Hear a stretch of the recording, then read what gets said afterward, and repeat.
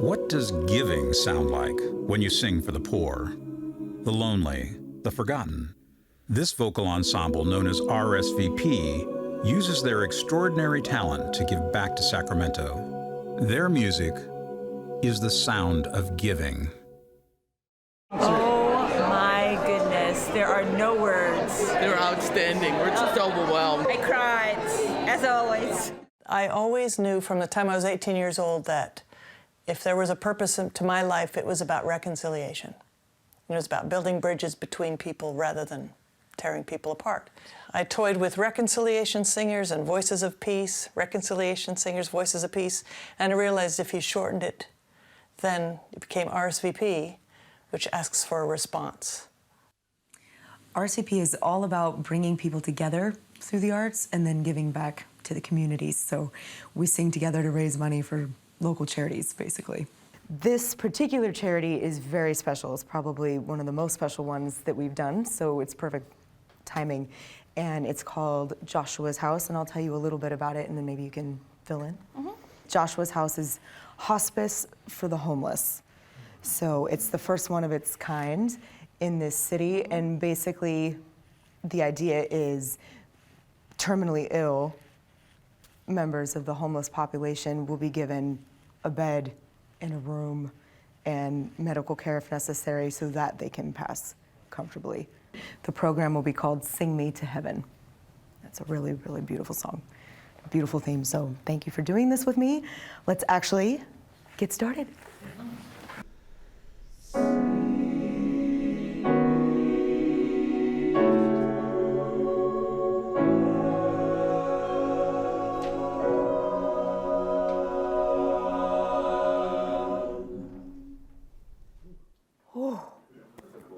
That's so pretty. I love the fact that we're using our gifts to bring goodness into this world. They seek out the charities that are very meaningful to the local community. As a performer, there are many, many groups out there. People try to get together to have little groups, but it's so rare to find one where there's a special enough mission that it keeps them together, but also gives them this great product, which is not just a concert, but benefits to other groups. It's amazing.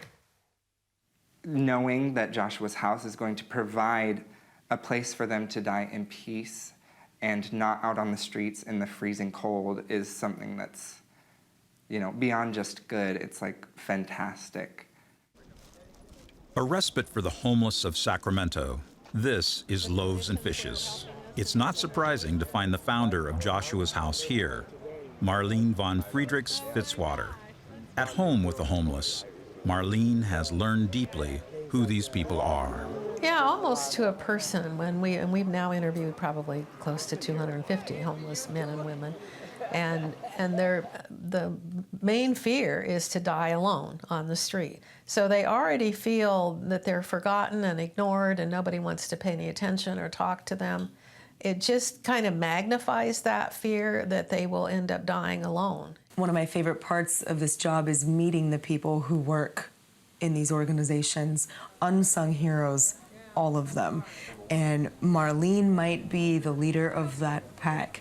She is founding something. She's starting something brand new for which there isn't even a template really on the West Coast. So tell me a little bit about your health, just generally. Health? It's deteriorating.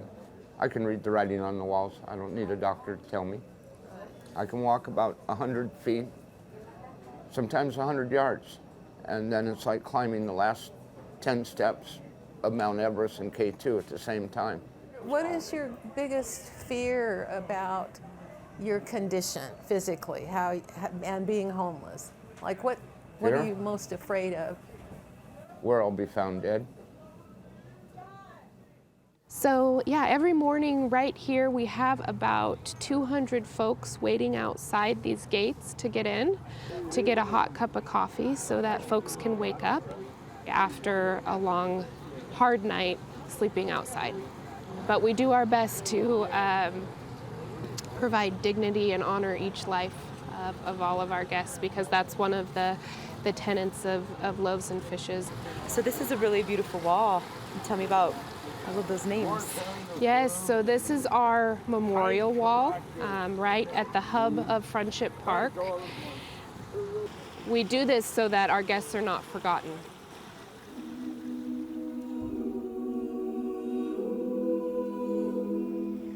So many things in our daily lives are just not important at the end of the day, and when folks who have nothing, who have nowhere to sleep, who barely have enough food to survive, can still keep a positive perspective, it's really inspiring. So I'm the fortunate one for being here to be able to witness and develop these friendships.